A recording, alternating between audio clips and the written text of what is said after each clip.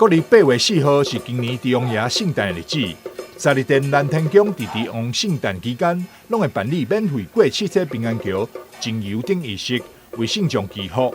同时也会准备平安仪、素食卤面，免费请圣众食平安。而这项地方的宗教圣事，近年来也愈来愈发展。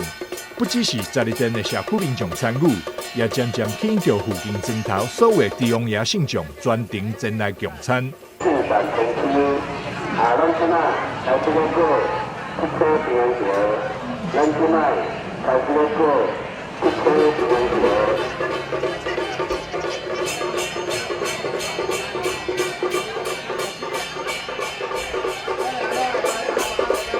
8月4号，这个拜五，帝王爷圣诞当天，上午9点开始，各有奖交杯警以及社团拢会前来团拜接收，现场也提供平安仪，提供圣众大德食平安团圆。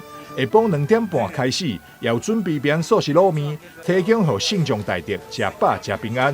下晡3点开始，活动的重头戏登场，汽车平安桥精油等仪式，免费为圣众大德消灾祈福。